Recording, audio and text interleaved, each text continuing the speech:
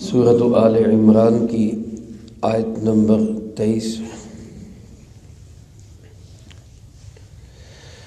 الحمدللہ وکفی والسلام علی عبادہ الذین اصطفی، خصوصاً علی سید الرسل وخاتم الانبیاء وعلى آلہ واصحابہ الاتقیاء، اما بعد فاعوذ باللہ من الشیطان الرجیم، بسم اللہ الرحمن الرحیم۔ الم تر الی الذین اوتوا نصیبا من الکتاب یدعون الی کتاب اللہ لِيَحْكُمَ بَيْنَهُمْ ثُمَّ يَتَوَلَّى فَرِيقٌ مِّنْهُمْ وَهُمْ مُعْرِضُونَ ذَلِكَ بِأَنَّهُمْ قَالُوا لَن تَمَسَّنَا النَّارُ إِلَّا أَيَّامًا مَّعْدُودَاتٍ وَغَرَّهُمْ فِي دِينِهِمْ مَا كَانُوا يَفْتَرُونَ فَكَيْفَ إِذَا جَمَعْنَاهُمْ لِيَوْمٍ لَا رَيْبَ فِيهِ وَوُفِّيَتْ كُلُّ نَفْسٍ مَا كَسَبَتْ وَهُمْ لَا يُظْلَمُونَ۔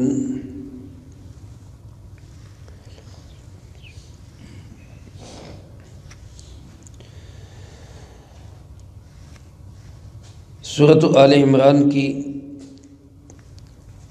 3 آیات مبارکہ آپ حضرات کے سامنے اللہ کی توفیق سے پڑھی گئی۔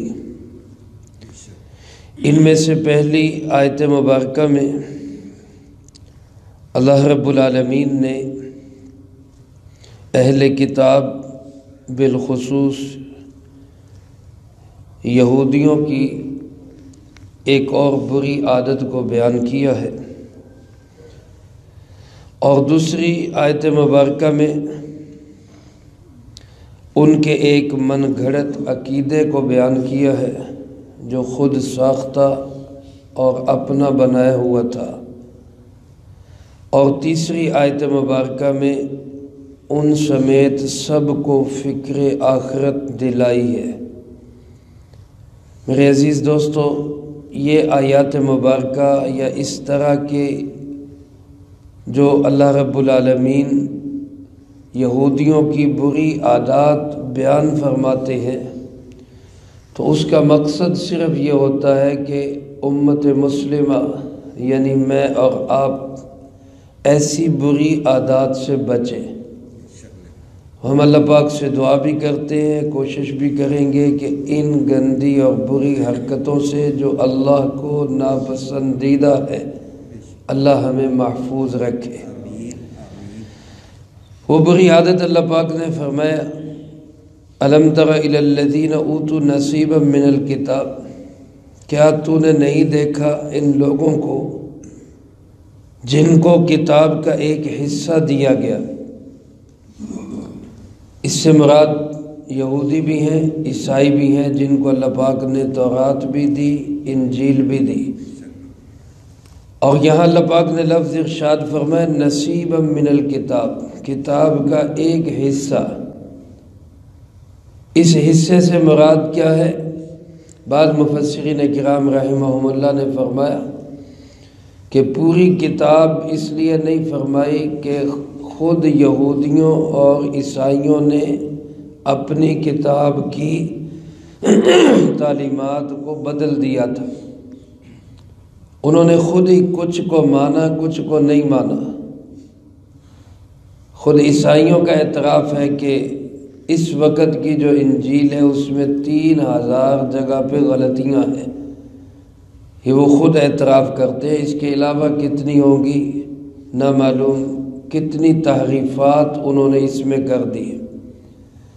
تو چونکہ ان کا خود اپنی کتابوں پہ مکمل ایمان نہیں ہے، اس لیے اللہ پاک نے بھی فرمایا نصیبا من الکتاب، ان کو کتاب کا ایک حصہ ہی ملا ہے۔ بعض مفسرین کرام رحمہم اللہ فرماتے ہیں یہاں نصیب سے مراد فہم ہے۔ ان لوگوں کو دیکھا جن کو کتاب کا علم اور کتاب کی سمجھ عطا کی گئی، اس کے باوجود ان کی حرکتیں کیا ہے۔ تو ایک آدمی کو اللہ پاک علم کتاب، فہم کتاب نصیب فرما دے تو پھر اس کو اپنے معاملات، اپنے عقائد، اپنے اعمال پہ دوسروں سے زیادہ نظر رکھنی چاہیے کہ میرے کسی عمل کی وجہ سے لوگ دین سے متنفر نہ ہو جائیں۔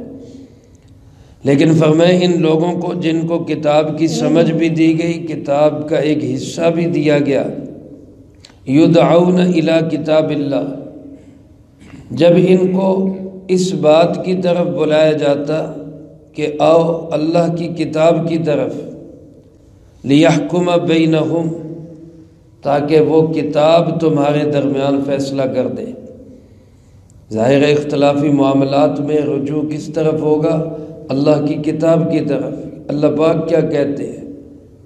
کوئی بھی مسئلہ ہو جائے، اس میں اختلاف ہو جائے، دو رائے آ جائیں، تو پھر اس کا حل کیا ہے کہ دیکھو بھئی اللہ کا قرآن کیا کہتا ہے، کتاب اللہ میں کیا ہے۔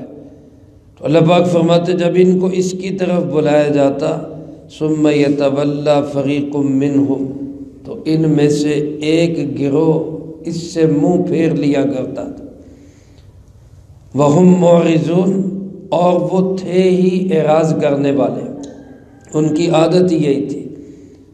مفسرین کرام رحمہم اللہ نے اس آیت مبارکہ کے شان نزول میں یہ واقعہ لکھا ہے کہ ایک موقع پر جناب محمد کریم صلی اللہ علیہ وآلہ وسلم یہودیوں کے ایک مذہبی جو ادارہ تھا، ان کا مذہبی، ان کا کہہ لیں کہ مدرسہ تھا ان کا، جس کا نام تھا بیت المدراس، یہ اس کا نام تھا۔ آپ صلی اللہ علیہ وسلم تبلیغ کے لیے اس میں تشریف لے گئے۔ وہاں پہ ان کے دو بڑے آدمی تھے، ایک کا نام نعیم تھا، ایک کا نام حارث تھا۔ آپ نے جا کے ان سے ملاقات کی اور ان کو دین حق کی دعوت دی، تو وہ کہنے لگے کہ ہم تو پہلے ہی دین حق پہ ہیں۔ آپ نے فرمایا کہ وہ کیسے؟ کہنے لگے کہ ہم حضرت ابراہیم علیہ السلام کے دین پر ہیں، اور حضرت ابراہیم علیہ السلام بھی یہودی تھے، وہ بھی دین یہود پر تھے۔ آپ نے ہم سے پوچھا بھئی یہ بات تم کہاں سے کہہ رہے ہو، کیا تمہارے پاس دلیل ہے؟ وہ کہنے لگے جی یہ تورات میں لکھا ہوا ہے، تورات میں لکھا ہے کہ حضرت ابراہیم علیہ السلام بھی یہودی تھے۔ آپ صلی اللہ علیہ وآلہ وسلم نے فرمایا اچھا تورات لے آؤ، اسی سے فیصلہ کر لیتے ہیں، اگر تورات میں لکھا ہوا تو میں تسلیم کر لوں گا، اور اگر نہ لکھا ہوا تو پھر تم تسلیم کر لینا کہ تم جھوٹ بول رہے ہو۔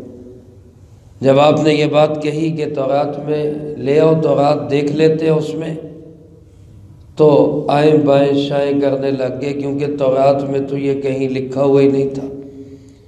پھر تورات لانے سے ہی انکاری ہو گئے۔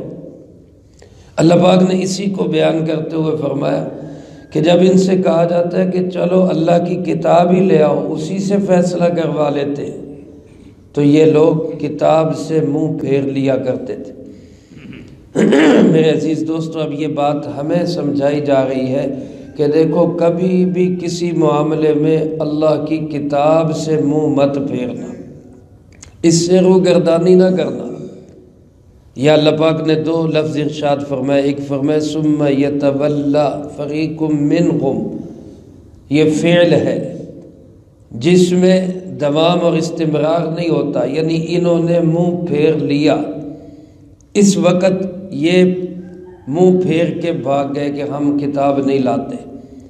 لیکن اللہ پاک نے آگے جملہ اسمیہ فرمایا وَهُمْ مُعْرِضُونَ، اور ان کی عادت یہی تھی، یہ دوام اور استمرار ہے کہ ان کی عادت یہی تھی کہ جب بھی ان کے سامنے اللہ کی کتاب کو رکھا جاتا تو یہ منہ پھیر لیا کرتے تھے۔ اب ہمارا کام ہے کہ ہم ایسی عادت سے بچیں جب اللہ کا قرآن سامنے آ جائے تو پھر اس کو ہم تسلیم کر لیا کریں۔ اللہ پاک فرماتے ایک انہوں نے عقیدہ من گھڑت بنا لیا، وہ کیا؟ فرمایا ذالک بانہم، یہ اس وجہ سے کہ یہ لوگ قالو کہتے ہیں لن تمسنا النار، ہمیں تو جہنم کی آگ چھو نہیں سکتی الا ایام معدودات، مگر گنتی کے چند دن۔ یہودیوں نے خود ہی یہ عقیدہ گھڑ لیا کہ جتنے دن ہمارے بڑوں نے بچڑے کی عبادت کی، وہ تقریباً 40 دن بنتے ہیں، کہ بس اتنے دن ہی ہم جہنم میں جائیں گے، اس کے علاوہ ہمیں کوئی جہنم میں ڈال نہیں سکتا۔ اور بلکہ بعضوں نے یہ عقیدہ بنایا ہوا تھا کہ حضرت ابراہیم علیہ السلام وہ جہنم کے کنارے پہ بیٹھ جائیں گے اور ہر ختنے والے یہودی کو پکڑ پکڑ کے جہنم سے بچا کے جنت میں ڈالتے جائیں گے۔ بعضوں نے یہ عقیدہ گھڑ لیا کہ حضرت یعقوب علیہ السلام جہاں سے بنی اسرائیل چلے ہیں انہی کا نام اسرائیل تھا، وہ کہنے لگے کہ اللہ پاک نے حضرت یعقوب علیہ السلام سے وعدہ کر لیا ہے کہ کوئی بنی اسرائیلی جہنم میں نہیں جائے گا۔ یہ ساری خود ساختہ اور من گھڑت باتیں تھیں۔ اللہ پاک فرماتے وَغَرَّهُمْ فِي دِينِهِمْ مَا كَانُوا يَفْتَرُونَ، ان کو ان کے دین کے بارے میں دھوکے میں ڈال دیا ان چیزوں نے جن کو یہ خود گھڑا کرتے تھے، افتراء کرتے تھے۔ آج میرے عزیز دوستو ایسی من گھڑت باتیں، ایسی افتراء بازیاں ہمارے اندر بھی پیدا ہو گئی۔ فلاں ہمیں بچا لے گا، فلاں ہمیں چھڑا لے گا، فلاں دروازے سے گزر جاؤ تو جنتی بن جاؤ گے، یہ بہشتی دروازہ ہے، یہ فلاں ہے۔ یہ ساری کی ساری من گھڑت باتیں، خود ساختہ باتیں۔ ہمارا عقیدہ، ایمان، یقین یہ ہونا چاہیے کہ نجات دینے والی چیز صرف ایمان اور عمل ہے۔ اللہ ہمیں نصیب فرمائے۔ ایمان کے بغیر کسی کو کوئی نجات نہیں ملے گی، نہ کوئی سفارش کام آئے گی، نہ کسی کو کوئی بچا سکے گا۔ اس لیے اپنے ایمان کو بنانا، ایمان کو بڑھانا، ایمان کو بچانا، محفوظ رکھنا یہ بہت ضروری ہے۔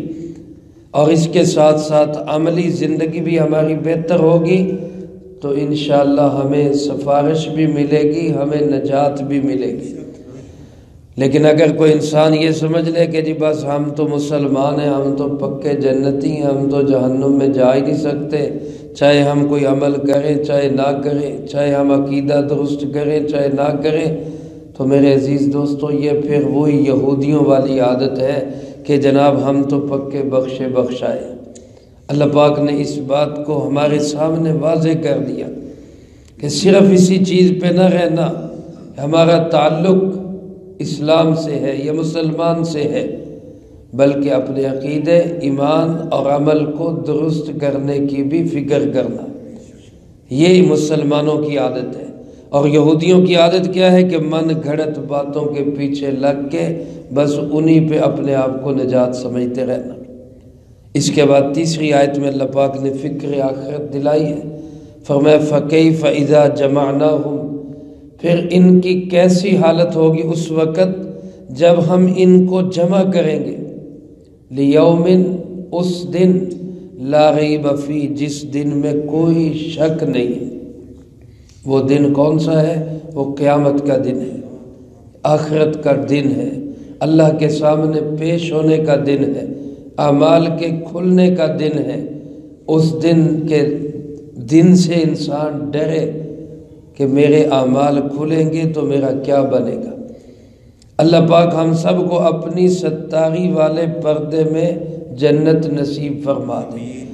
تو میرے عزیز دوستو بے خوف ہو جانا، نہ ڈر ہو جانا، یہ یہودیوں کی عادت ہے، اور ڈرتے رہنا اور اعمال کرتے رہنا یہ اسلام ہے، یہ دین ہے۔ حضرات صحابہ کرام رضی اللہ تعالی مجمعین کتنے بڑے بڑے بلند مقام پہ فائز تھے، حتیٰ کہ لسان نبوت سے، اللہ کے محبوب کی سچی زبان مبارک سے جنت کی بشارتیں بھی مل چکی تھی۔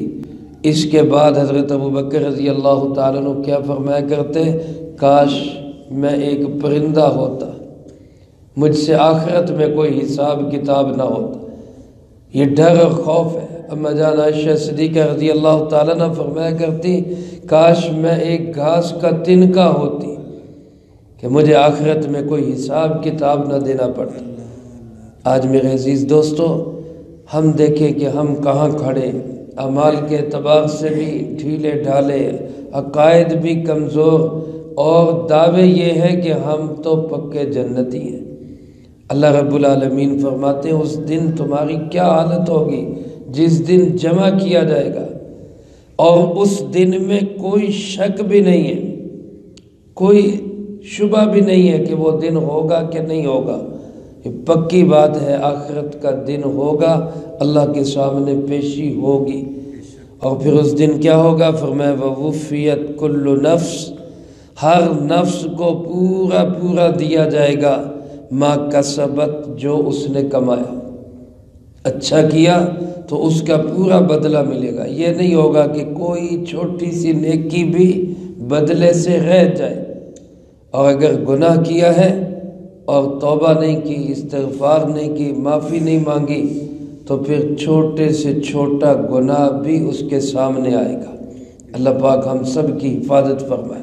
اور اللہ پاک فرماتے وَهُمْ لَا يُظْلَمُونَ، کسی پر بھی رتی بھر بھی ظلم نہیں کیا جائے گا۔ یہ نہیں ہو سکتا نیکی کی ہو اور وہ بدلے سے رہ جائے، اور یہ نہیں ہو سکتا کہ گناہ کیا نہ ہو اور فرشتوں نے زبردستی ٹھونس دیا ہو، ایسا نہیں ہو سکتا۔ وہ انصاف کا دن ہے، عدل کا دن ہے، ہر چیز کے واضح اور کلیئر ہو جانے کا دن ہے، لہٰذا اس دن سے ڈرو۔ تو یہودیوں کی طرح یہ من گھڑت عقیدہ رکھنا کہ جناب ہمیں تو کچھ نہیں ہوگا، یا عیسائیوں کی طرح یہ من گھڑت عقیدہ رکھنا کہ حضرت عیسیٰ علیہ السلام سولی پہ لٹک گئے، ہمارے سارے گناہوں کا کفارہ ہو گیا، ایسا کوئی عقیدہ اگر مسلمان رکھے کہ فلاں کی وجہ سے ہم بخشے جائیں گے، فلاں کی وجہ سے بخشے جائیں گے، تو اللہ پاک نے اس کی اصلاح فرما دی۔ اپنا ایمان اور اپنا عمل ہی انسان کے کام آئے گا۔ کسی کی نیکی کسی کو فائدہ نہیں دے سکتی، کسی کی برائی کسی کا نقصان نہیں کر سکتی۔ ہاں ایمان ہوگا، عمل ہوں گے، تو پھر اللہ رب العالمین ایمان اور عمل کی بدولت نیک اولاد کی نیکیوں کو ماں باپ کو بھی حصہ نصیب فرمائیں گے۔ لیکن ایمان اور عمل کا ہونا ضروری ہے۔ اگر ایمان ہی نہیں ہے تو پھر کسی کی نیکی کسی کے کام نہیں آئے گی۔ اس لیے میرے عزیز دوستو، اپنے عقیدے کو بھی ہم نے درست کرنا ہے، اپنے اعمال کو بھی درست کرنا ہے۔ اس کی صورت یہی ہے کہ علماء سے ہم اپنا تعلق مضبوط کریں، قرآن کریم سے تعلق جوڑیں، اللہ کی قرآن سے سیکھیں یہ کیا ہمیں درس لیتا ہے۔ اللہ مجھے آپ کو سب کو اس کی توفیق نصیب فرمائے، جو کہا سنا اس کو زندگی میں لا کے دوسروں تک پہنچانے کی توفیق عطا فرمائے۔ اللہم انت السلام ومنک السلام، تبارک ربنا وتعالیت یا ذا الجلال والاکرام۔ اللہم اعنا علی ذکرک وشکرک وحسن عبادتک۔ اللہم احسن عاقبتنا فی الامور كلها واجرنا من خزي الدنيا وعذاب الآخرة۔ اللہم باقیتا كباقیة الولید، اللہم استر عوراتنا وآمن روعاتنا۔